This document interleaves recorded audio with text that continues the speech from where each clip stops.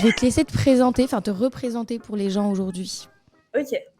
Ok, bah moi du coup c'est Brita, je suis la créatrice de l'application Perfect Spot, si vous la connaissez pas déjà, j'espère. Perfect Spot, c'est une application pour trouver des restos où manger sur Paris, sur Lille et quelques autres régions, ça va s'agrandir un peu plus tard.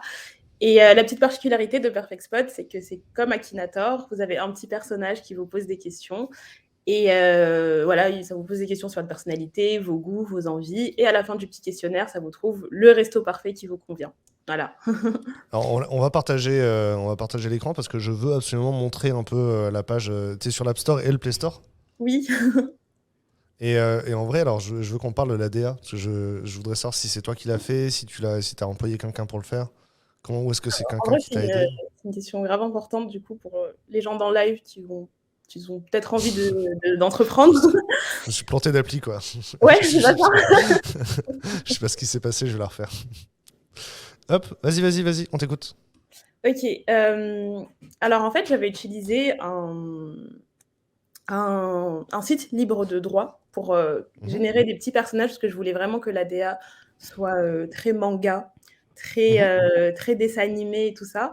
Donc du coup, j'avais utilisé un outil qui permettait de créer des avatars, des chibis et tout ça. Et en fait, finalement, Perfect Spot a bien augmenté. Et le créateur du site est venu me voir pour me dire bah, que non. Finalement, non, je veux pas que tu utilises ma plateforme pour créer tes petits personnages et tout. Et là, du coup, bah, j'avais fait un TikTok pour parler de ça en disant oui, enfin, voilà, c'est dommage et tout, il faut que je change le design. Et là, il y a un designer qui est venu dans mes commentaires qui m'a dit oh, moi, je veux bien refaire ton design et tout. Et il m'a refait ce petit personnage trop mignon. Voilà, je lui avais juste donné les directives d'un petit personnage qui me ressemblait un minimum, avec des petites références à la nourriture. Et voilà, du coup, il m'a fait le petit personnage. Les couleurs sont assez pastel, ce que j'aime. Et sinon, il y a Ouais. le jaune qui prône beaucoup, parce que le jaune, je ne sais pas si vous connaissez le cercle des couleurs. En fait, quand on crée une marque, on a un cercle de couleurs et chaque couleur est reliée à un état d'esprit, on va dire. Et par exemple, si on veut créer une application qui a pour thème l'amour, on va plutôt utiliser le rouge. Et pour la nourriture, c'est le jaune. Et c'est pour ça que McDo, Burger King et tout ça, Ok. toujours jaune. Donc du coup, j'ai choisi le jaune pour Perfect Spot. Trop bien, c'est vraiment hyper Alors, réfléchi. les commentaires dans le chat, sympa le concept, très bien vu.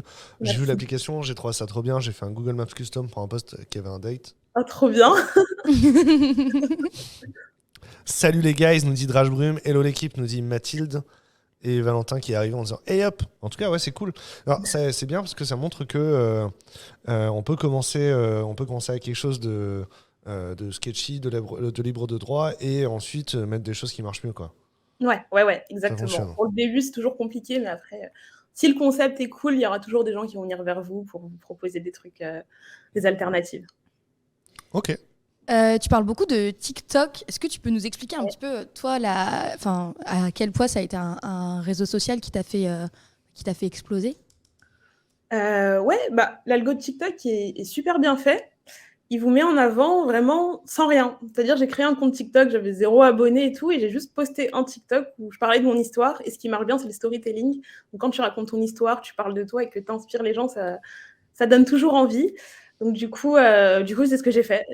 En plus, j'adore le montage vidéo et tout. Donc, j'ai fait quelques TikTok où je parlais de mon parcours, de ce que je fais. Du coup, j'ai tout le temps des petites idées. Et dès que j'ai une idée, je fais un TikTok sans vraiment réfléchir. J'aime beaucoup surfer sur les trends aussi. Donc, dès que je vois qu'il y a un son qui marche bien sur TikTok et qui revient, je trouve un moyen pour l'utiliser. J'essaye de détourner le son pour parler de Perfect Spot avec. Même si ça n'a rien à voir. Par exemple, sur TikTok, c'est un son de Christina Cordula qui parle. Et je l'ai juste repris. Et voilà, je l'ai tourné pour parler de Perfect Spot. Donc voilà, tous mes TikTok tournent autour de Perfect Spot. Donc ça fait 1 an que tu as lancé l'appli. Ouais, ça va bientôt faire un an. Je l'avais Ah, sorti en mai dernier. et tu l'as développé en iOS native du coup? Ouais, Ok. les deux C'est la plateformes. partie où je comprends plus rien. Non, mais en iOS native, ça va, t'as fait du Swift et t'as fait du storyboard. Non, enfin, j'ai fait du React Native, du coup. Ah, t'as fait du React Native. Mm. D'accord. Et ouais, du coup, bah, c'était assez facile la prise en main, même si j'avais jamais touché à ce On genre de utilise truc. Expo Donc, maintenant, on utilise toujours Expo pour faire du React Native. ouais, enfin, au début, j'utilisais Expo, après, c'était un peu plus Après, tu restreint. l'as éjecté de Expo. Ouais, non, en fait, j'avais commencé avec Expo. Le problème, c'est qu'avec Expo, tu as des librairies que tu peux pas forcément utiliser. Ouais. Par exemple, pour un questionnaire, moi, je voulais un truc bien spécifique que je pouvais pas faire avec Expo, donc j'ai dû utiliser vraiment React Native CLI de base. Ouais, React Native, le feu. Mais ouais, non, le React Native, c'est plutôt cool et je trouve que la prise en main est assez facile, surtout si tu as fait du web avant. Et ouais, franchement, en un mois, j'avais déjà pas mal de bases.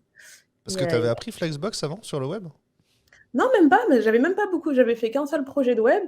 Mais je pense qu'en fait, quand tu as une bonne idée en tête et que tu veux absolument la faire, tu es déterminé. Bizarrement, les choses sont tellement plus simples à comprendre. Du coup, voilà. Ouais, Et les Flexbox, Flexbox, moi, je sais pas en faire. Hein. Tu c'est sais pas en beaucoup faire? plus Non, je sais pratique. pas en faire.